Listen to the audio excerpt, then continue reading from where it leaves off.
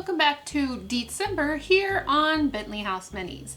I'm trying to do some Beetlejuice themed videos all December long. And speaking of December, I have my Catherine O'Hara sweater on. It is referencing Home Alone, however, she plays Delia Dietz, so I feel like it still works. Still works. It is around Christmas time where a lot of people are giving gifts, getting gifts, and I have been given a gift from Neil from Real Terrain Hobbies. Oh my gosh. It's amazing and very heavy. Neil was so kind to reach out and send me the builder's kit that he custom put together. He asked if I wanted to take a look at it, and I immediately said, yes please, yes please. I would love that. If you haven't checked out Neil's channel, I will put a link in the description box below. If you enjoy my projects where I make big builds like the Addams Family house or the Captain's Quarters or even Beetlejuice, you will love seeing the things that Neil creates as well. He does work in a smaller scale, so he's building like entire castles and landscapes, and I build in a larger scale, which is typically 1/12 scale or 1/24 scale, and I'm building more houses and rooms. So I'm excited to open this up, see what's in here. There's no hints on the outside of the package, and I'm hoping I can figure out something to make for the Beetlejuice house. So let's get to the unboxing. She's just gonna angrily stare at you while I open this. Here's a better look at the beautiful box, and this is also made by Muse Kits. So let's open it up. I'll let you get first look. Let's see what's in here. Oh, there's a whole guide right here. I'm gonna set this aside and just be surprised. Okay, this looks like a set of tools, some tweezers, cotton swab, and possibly a stick. For applying, sticks are always useful. Oh my gosh, look at all this greenery. Oh my gosh. I'm thinking all of this is going to be incredibly helpful when I start working on the attic diorama. It's such tiny little bits of grass. It's going to be perfect for my diorama within my diorama. Oh my gosh, and there's even more little tufts of grass. Oh, this is more grass in different colors. In the attic diorama, I imagine these are just gonna look like little tiny bushes that'll go around the houses, which will be perfect. Some sponges, always helpful for getting some interesting textures. Little tiny rocks. A set of mixed media brushes. I'm always up for some new brushes, and I have them in some of my favorite sizes for applying glue and large areas of paint, and then they also have some of the smaller ones for smaller details. Oh, this is permastone, and I have seen this used many different times. I wonder if there's going to be molds in here. If I had read what was packaged in here, I might know, but this stuff is great. It gets incredibly hard when you mix it correctly, and so I don't know if this is just a ground cover or if there will be things that you can make with this, but this stuff is really cool. That's quite a bit of it. This is some deco art paint, and it's Americana, which is more like a craft brand, but that is exactly what you want when you're mixing it into things and you're trying to create terrain. You don't really need like artist grade paint, and this actually, this is one of the best craft grade paints that I think you can get. So these are really nice. It looks like it comes in all your basic colors, so you can mix and really get what you want. Black and brown. Oh, this is a gel stain. That's cool. I don't really know much about gel stains, so that'll be fun to play with. We have a metallic. This says bright copper. I actually don't have that metallic. And zinc. I don't have either of these metallic paints, so those are really pretty. Okay, that is a lot of paint. But you need a lot of paint when you're trying to cover a lot of terrain, so. Craft knife, of course, always need a craft knife. Water bottle, I use these all the time, so this is an amazing thing to have in a kit, especially if you're just getting started. Having water that you can just spritz anytime, awesome. Pipettes for mixing things. This is called Fast Mache. I have never used this before. It looks like some kind of paper mache type item, and it says Just add water, adheres to any surface. So again, I believe this is more terrain building things, like you want to build up a really rocky slope. So yeah, I'm excited to play with this and see how this works. Ooh, this is something I have never owned, a cordless glue gun. I have always had glue guns with cords, and they do get rather annoying when you can't reach where you want to reach. So this will be an asset to me. It is packed with glue. Oh my goodness, there's so much glue in here. This is how you can tell that Neil has thought of everything, because this glue gun box is literally packed with so much glue. So it's not even a separate thing that you'd have to go buy. You are ready to go.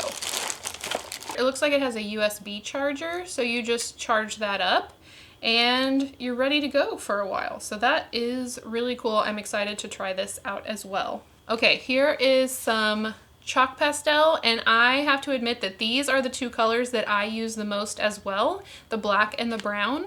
I like to shave these down with my craft knife, and then I put them in into little pots that have lids so that you can just use a brush and brush them on. So these are perfect. These would be the exact same two colors that I would put in a kit as well if I was doing like a miniature aging kit. Ooh, what is this? This looks very fancy. This is why it's fun not reading the card first, because you get to discover things. Ooh, okay. These are like little picks or like little dental tools. They're great for adding texture. You can really put some nice texture into things by dragging these tools along. It also looks like it has some blunt ends for sculpting. This may actually be more of a sculpting toolkit rather than a weathering kit. Yeah, it may be more for sculpting. Ooh, this is a big saw set. So it's kind of like a craft blade, except it's a saw that you can saw back and forth with. And I see some wood in the bottom of this, so I imagine it's so that you can cut this wood. So like I said, it looks like Neil has literally thought of every single thing you might need to build anything. We've got an even larger brush. This looks like a really nice one. We've got wood glue, one of my absolute favorite glues that just helps with so many things. And this is a nice big bottle of wood glue. This will get you through many, many projects. Okay, this is super glue, but it says gap filler on the front of it, and it says it fills gaps. So I don't know if just the glue itself fills a gap or if they want you to add something to it, like I think baking soda fills gaps. But I think this is a great thing to add in. You always need multiple different types of glue whenever you're working on something, so having different types of glue is fantastic. Palette knives. I get irrationally excited for palette knives, and these are very, very nice. I like that they have different shapes. They do bend really well so that you can like swerve over curves. Whether you're trying to spread some of the fast mache or glue, these would be your tools to spread things around. Woo, yeah. Like these. Ooh, a wire brush. This is also really nice for getting texture. I have a really old one that's like splayed out all over, so it's kind of nice to have a new one. And it has this really cool like smaller bit up at the top. So if you have a smaller area, you can really get in there. So I like that you have the two different sizes on just one tool. Here is the wood that I saw before, and judging by the weight, I believe it is balsa wood. It's very lightweight wood. It's going to be super easy for you to cut into. And it looks like you have some larger planks, and then you have some bits to create timbers or structures, whatever you're wanting to build. This is also great if you're in the dollhouse world for making bits of furniture. There's a whole project in here. Look at this.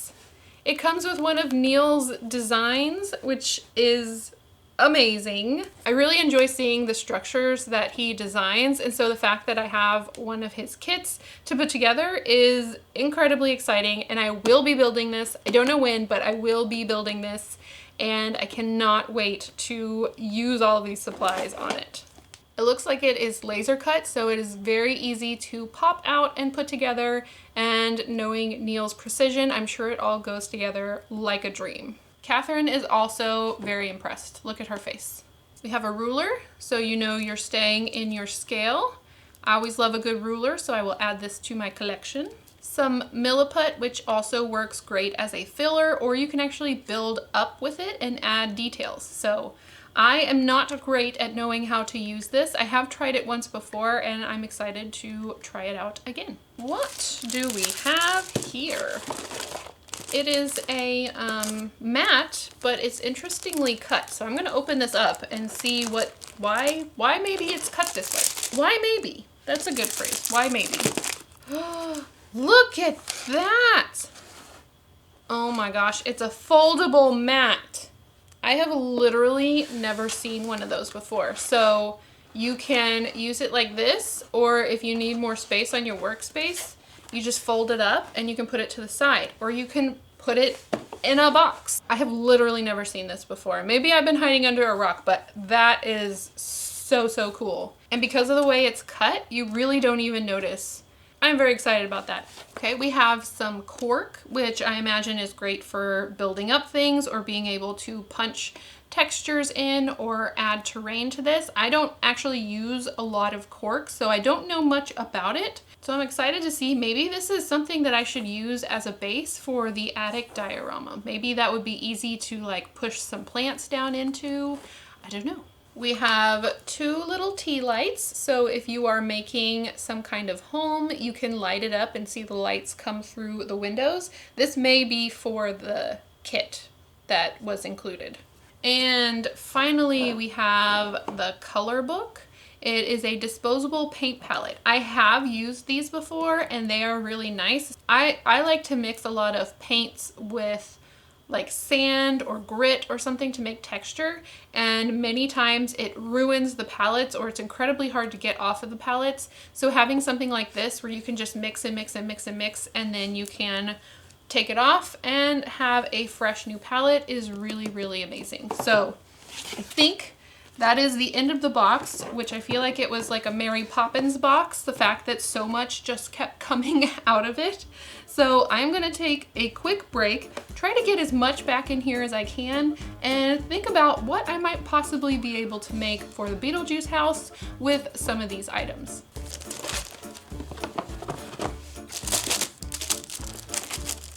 Yep, I knew I wasn't gonna be able to get all that back in. For today's build, I'm going to be using only items from this kit. The exception to that is going to be my own craft knife, just because I like to save the unopened ones to give away if someone doesn't have a craft knife. And then I'm also going to be using some Monopoly pieces that were sent to me quite a while ago for the Beetlejuice build. Now, all of these houses have been kind of modified. Well, not all of them. Some of them are still regular Monopoly houses. These were sent to me to use on the Beetlejuice diorama, which is something I'm going to be practicing today. This isn't going to be the final diorama, but there are enough houses here that I feel like I can get a really good idea for how I want to build this in the future. And I just realized this ruler has a conversion chart on the back, which is such a good idea to have on a ruler. I'm using some of the balsa wood and I'm going to cut it down to create a table. The table is going to hold the diorama, which is something I am going to have to build for the attic space of my Beetlejuice house. The reason I'm not just going straight into making the diorama is because I don't really know how big it needs to be because I haven't built the attic yet, but I just cannot put off using these supplies. I'm so excited to give this a test run. And by using some of these materials I've never used before, I feel like I will be much more confident when I get to making the real thing. I'm going to be using the balsa wood to create the legs as well, and I want to try out this saw, which I found so satisfying to use on balsa wood. I haven't tried it on any other types of wood, but this cut through so cleanly, and actually it was kind of addicting to cut through things. I tried to make sure I was only cutting the materials I needed to create the table. The tabletop is 4 inches by 3 inches, and then I created a smaller piece that glued to the bottom so that I could use it as an edge to add my table skirt around. And then I wanted some skinnier legs for the table legs, so I decided to try and cut long ways with the saw, and this worked really well. This is something my Easy Cutter cannot do. So adding this saw tool to my collection of tools will be really helpful in the future.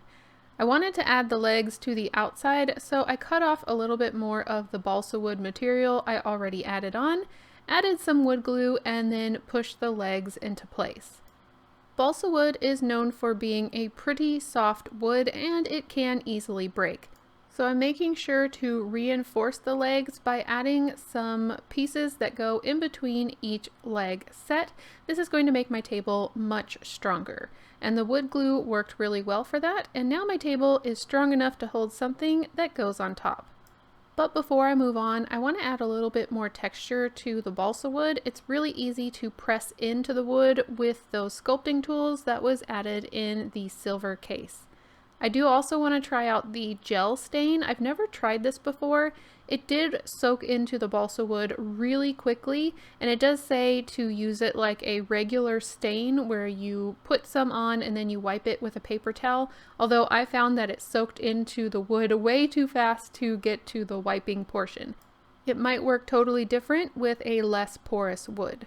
So here I'm showing you I did a double layer on the edges so you can see the difference between one layer of the gel stain and two. I also had a few areas that I missed some spots, but I can always go back and fix those up later. I do want to interject really quickly just to let you know that this kit is made to create something way more complicated than what you see me creating today. The kit also comes with some videos to show you how to use every single thing in full detail. So I am just kind of going off of my first instincts and playing around with materials, but definitely check out the original video. I will link it down below if you want to see what this kit can actually do. Moving on to the diorama I plan to add to the top, I'm using some cork. Now the reason I want to add the cork first is because I'm going to be adding a lot of wet materials to the top of this piece and it could warp my wood. So by adding the cork, which is water resistant, I am going to be able to add quite a bit on top and not worry about everything warping. I decided what layers I wanted to use for the terrain and then glued it together with some hot glue and then glued everything onto the top of the table. Now I get to try out some of those terrain building materials, so I'm going to try out the fast mache. I read the instructions and it's kind of this fibrous material that looks like it has something mixed in, I'm sure to activate its stickiness. So I'm adding in water as it says and then mixing it to make sure it is the consistency that I like. Once I added it to the top of the cork, I realized, oh, I probably should have put some glue down. So I went back and added some wood glue and then I used the palette knife to spread it out over the top of my terrain. It does have a pretty bumpy texture, so if you're looking for something smooth, this probably isn't the material for you, but because I'm making terrain, it's going to have rocks and mud, and I'm going to be covering it in grass, this ended up being perfect and really smoothed out some of the areas between my layers of cork. I also added a little bit of glue to the sides of my cork pieces to make sure everything is permanently glued together. Once everything was completely dry, I could use some of the acrylic paints provided to paint the ground. I used some brown, and while that was still wet, I added some green on top so it all kind of mushed together. I planned out where my houses were going to go, so I started adding those in with some wood glue and allowed them to dry in place. In order for anyone to get to these houses, we're going to need a road, so I'm going to try to use the milliput to create the road on my diorama. It says to wear gloves, so we're going to be sure to follow the safety instructions. I mixed the milliput together and started rolling it out into a snake, and it doesn't quite work like clay. It doesn't hold together as well. As you can see, it kind of broke up into individual pieces, but I was still able to lay it on top of my terrain and push it in place to create a road. I did find that adding just a little bit of water to the back of my tool really helped it not stick so much. I also added some little silos that I'm putting next to some of the houses just to give a different shape for my structures. I was going to add some other architectural details to the houses to make them look a bit different, but it was pretty difficult to work with the milliput. I just don't know that material very well, so I decided to leave them mostly how they are. I was really looking forward to the painting process on this one because the bright green, yellow, and red was really starting to hurt my eyes. So I first laid down a layer of white paint over everything, and now I'm going to go back and detail paint with some other colors. I'm going to try and get as many details as I can. Although it looks kind of large on the video screen, it's really small. The little tiny windows that are molded into the Monopoly houses are very, very tiny. Although this brush did a great job of helping me try to paint them as best as I can. And they don't stick out very far from the molded house, so they're not the best, but once I get everything on the table, you're not really going to notice all those mess ups. Once I had the houses painted how I liked, I'm hoping to cover up some of those imperfections with a wash. The wash is going to be some of the gel stain mixed in with water. And I really didn't know how this would work because it's gel stain, not acrylic paint, but it did work pretty well, and I feel like it helped match the color of the items on top of the table with the gel stained table underneath. It just kind of made it more of a harmonious miniature altogether. The next part is what I'm really excited about, adding the grass and the trees and all the greenery to my little miniature diorama. I'm mixing some wood glue into some water so that it's easier to spread along the table. If I just did regular wood glue, it would be very, very thick and difficult to spread. I'm just going to do a small section at a time, carefully allowing the grass to fall over the areas that I added glue. And I did get quite a bit into my glue mixture, but that's okay. It's all going onto the table eventually. I remembered my glitter etiquette, got a piece of paper and put that underneath so I could collect all the pieces that fall off, so I can put it back into the bin. I do really like the variety in color of the grass material. It does really make it look like grass. And I've seen many terrain builders do this trick where they use the watered down glue over top of any loose material they're putting onto their dioramas. This helps it stay in place. It just gives it another layer of security that it's not going anywhere over time. So I used the pipette for this and just went a bit at a time until everything was covered. The material that the grass is made out of soaked up the water really, really well. I didn't realize when I first looked at this that there are 3 different sizes of shrubs. So I'm excited to use the smaller ones on my diorama. I'm also going to use these pieces for rocks and these pieces for trees. So I'm starting with the trees because that's going to be the biggest sort of greenery that goes onto my piece. And just a little bit really does start to look like a tree on the side of the house because these houses are so tiny. I added them with the tweezers and a little bit of wood glue, and then I started adding a few bits of rock here and there, and that was really fun to play around with. This was the time where it was like, okay, I don't have to be exact, I don't have to get exact windows in the exact right place. I could just play around with greenery and do whatever I feel looks right. The little shrubbery pieces are basically just kind of like dots that are glued onto the wax paper, so you can pull them off and then put them down on your diorama table or your miniature, wherever you would like. I added some more watered down glue to these pieces to make sure everything was securely stuck in place. And then I could move on to just a little bit of aging. I don't know if it's technically called aging because really I'm just making it look like there's more of like a muddiness to the grass near the road where the cars may have gone off the road a little bit and messed up the grass. So I just added a little bit of brown here and there. Now I do have some cars that were sent in for the Beetlejuice diorama, but I don't want to use them for this piece, which is basically a practice piece. So I decided to try and cut some cars out of the balsa wood and see if I could get a few to put onto my landscape here. So I first made one and it was way too big, so then I cut it down a little bit more. And in order to paint them, I put a backwards piece of masking tape around my finger so I could press them in place and hold them basically really close to my face while I tried to paint them. I ended up with 3 cars, a black, red, and blue car, and it was really fun to try and figure out where to put them in the diorama, and I thought I filmed that part of me choosing the best place to put them, but I ended up skipping that, unfortunately. I did add a little bit more zinc to the front of the car just to give it a little bit more of a metallic look, and then I glued them all in place, looking like they're parked at the various homes in this area. So that's it for the top of the table. I did want to do one more thing to the bottom part of the table. Since I had the zinc paint out, I decided to add some little rivets or something that looks like nail holes in the table. Just gives a bit more realism to the table, as if someone, really used metallic screws to put it all together. And for some reason, my camera is really showing patches on this table, though when I look at it in person, I cannot see them. So there must be some kind of shine or something to the gel, or I'm not quite sure what's happening, but it looks totally different in person. So now we can put this into the Beetlejuice dollhouse and see what Adam thinks. He's going to be the final judge on whether something like this is going to work out for the piece that goes into the attic.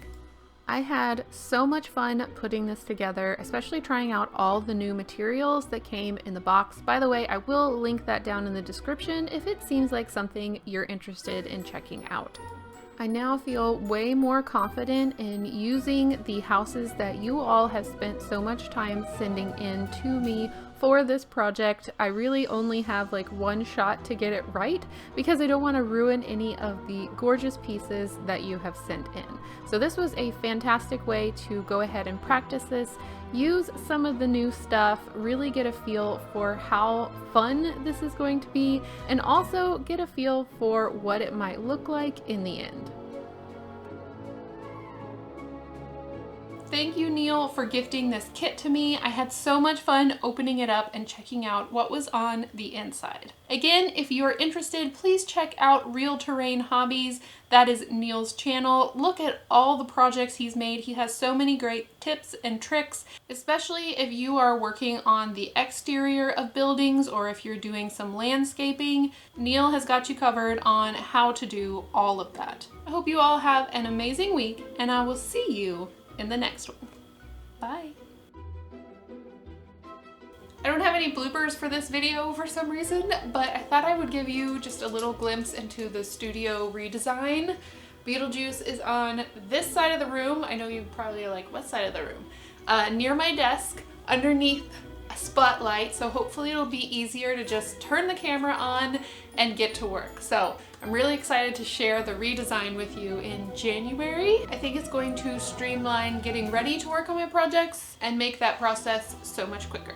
Yay!